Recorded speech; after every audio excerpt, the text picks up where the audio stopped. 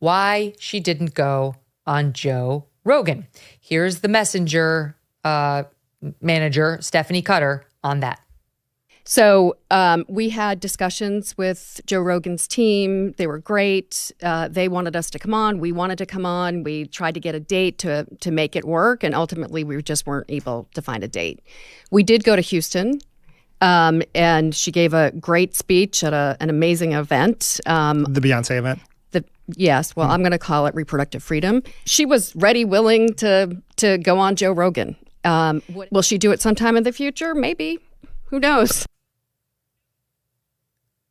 Who the F cares? Who gives two shits whether she's going to go on in the future? She lost. The only freaking point was to do it before the election. What do you mean? Who cares if she's going to go on in the future? Literally no one, including Joe Rogan. She's probably, look, who knows whether he'd have her on now or not. But they just try to make it sound like it was a very busy schedule, and like we had to choose where we were going to use their campaign resources, and she couldn't leave the campaign trail. Like the swing state, she couldn't leave for a day. Yeah, but she went to Houston, Texas, which is not a swing state. And that was for the Beyonce event where she didn't sing. Remember, she showed up for literally 3 minutes, gave a bunch of campaign nonsense, and then went away without performing a song. Even Hillary got some songs in Houston, where they were never competitive in Texas. Okay. Utter waste of time. She flew to Texas. She blew it. She clearly didn't want to sit with Rogan because she couldn't. But here again, the campaign won't be honest about the ineptitude of their candidate, their exquisite candidate. Okay, we'll look forward to whether she does it in the future. They just couldn't find a date for Rogan. They do talk a lot about how they tried to do podcasts, and apparently they had some other list of podcasts that they were interested in, involving athletes and others. But Jen O'Malley Dillon says a number of these athletes and others were just not super interested in getting their brand caught up in the politics of this campaign. Right. And for that, we thank them. She says, now, Trump wasn't talking to the kind of folks, that we were trying to get. And these are big names that their reputations would be tied into. But he certainly was able to tap into some cultural elements in ways that we couldn't.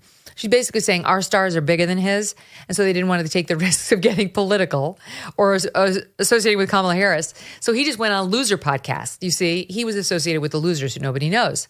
Like losers like what? Like Sean Ryan, right? Is that like Theo Vaughn? Like those losers? The ones with millions and millions of followers who actually helped deliver the vote to Trump? Are those like the no-name losers who he went on, who like, they're not your people who are just too famous and rich to spend time with politics. It's really sad because she had so much to say, like how she's a new generation of leadership and she's not Joe Biden and also not Donald Trump.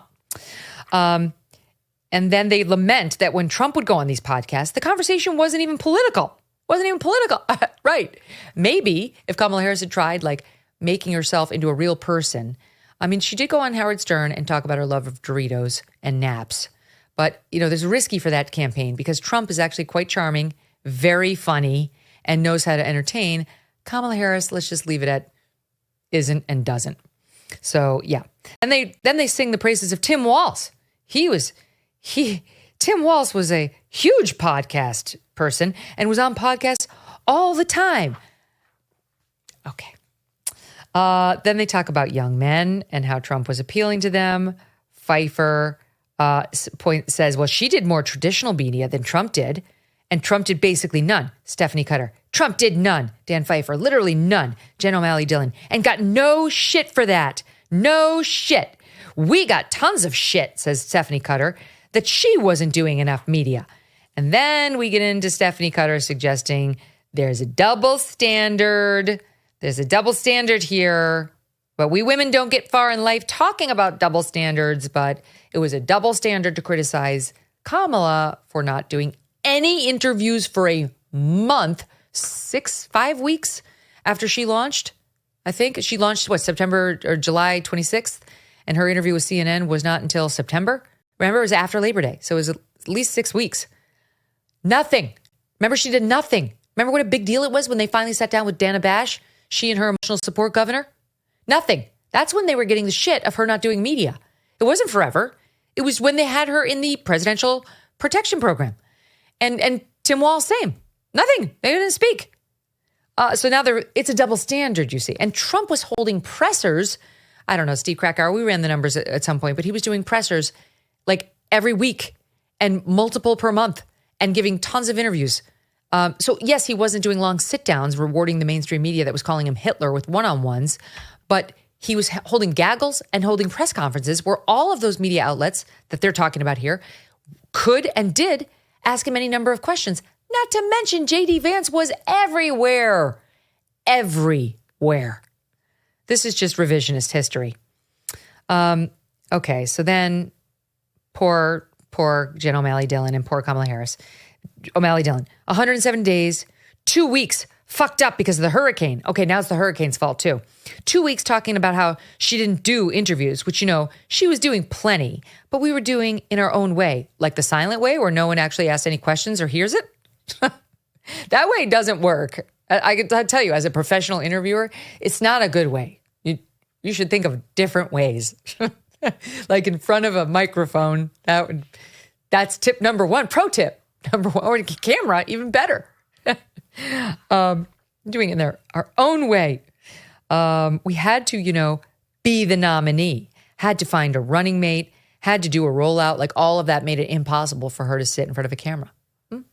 Maybe it did. Knowing Kamala Harris could have actually been a problem. Real people heard in some way that we were not going to have interviews, which is both not true and also so counter to any kind of standard that was put on Trump that I think it was a problem. It was a problem. And then she goes on to say, then we would do an interview. And to Stephanie's point, the questions were small and processy and about, like Stephanie Cutter, dumb, just dumb. That's because you chose dumb people to sit with. You have dumb people. Okay, let's listen.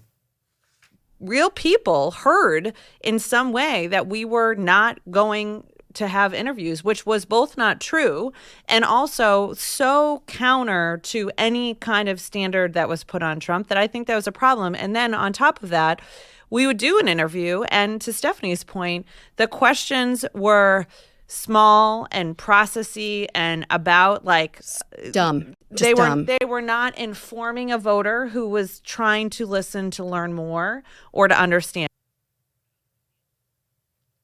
Do you mean SOT 65?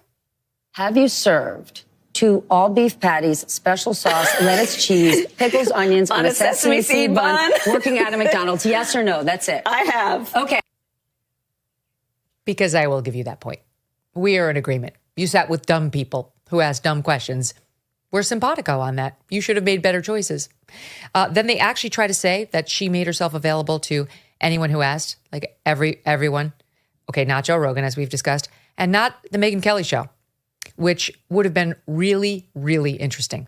Now, you guys know I don't like her, and I've been very critical of her, but you also know that if she came into the studio and I was sitting across from the sitting vice president and the Democratic nominee for president, I would comport myself very nicely.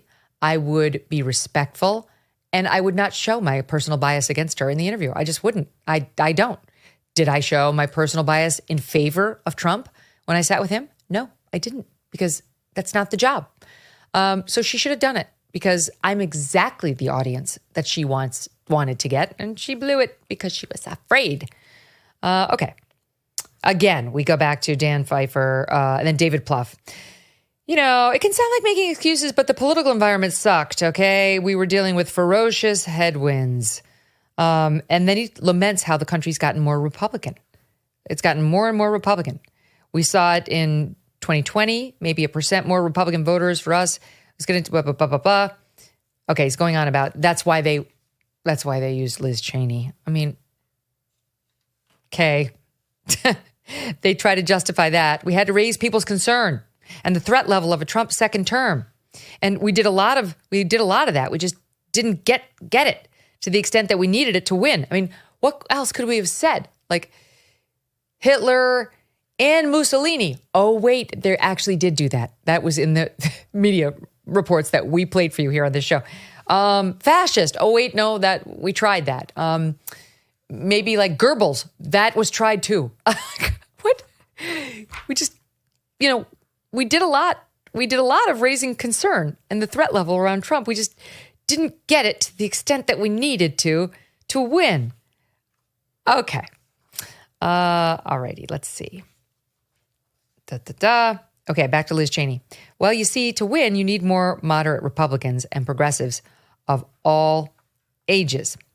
And they say, when your opponent is trying to make you more extreme and to make you dangerously liberal, the ways you can push back on that, we talked about the trans ad earlier, is by having people stand with you that don't agree with you on everything, but do see you. It wasn't just that the Republicans that stood with us, literally Adam Kinzinger and Liz Cheney, were saying that they were against Trump. They were also saying that they were for the vice president. And why? And I think that had real impact. It did in driving people to Trump. Want a great gift for yourself this holiday season? I mean, that's how it goes, right? One for them, one for you. I want to tell you about the Genucel jawline treatment with dual peptide and MDL technology, Genucel's most advanced ever. The jawline treatment not only tightens a saggy jawline, but it plumps the layers of your skin to contour, define, and sculpt the jawline and neck area within minutes. And with the Genucel Immediate Effects product, you could see tightening in minutes, and the results get better every day. Just in time for Christmas and the holiday season, save over 70% off Genucel's complete skincare package featuring the jawline treatment and Genucel's Immediate Effects product. You will even get Genucel XV wrinkle treatment included. Go to Genucel.com/MK today and start looking years, even decades younger tomorrow. GENUCEL.com/MK. Genucel.com/MK. And as a special holiday gift, every package order includes a bonus beauty box with two skincare bestsellers. All orders automatically upgraded to free priority shipping. Genucel.com/MK. Thanks so much for watching. If you like what you just saw, hit the subscribe button for more clips and full episodes.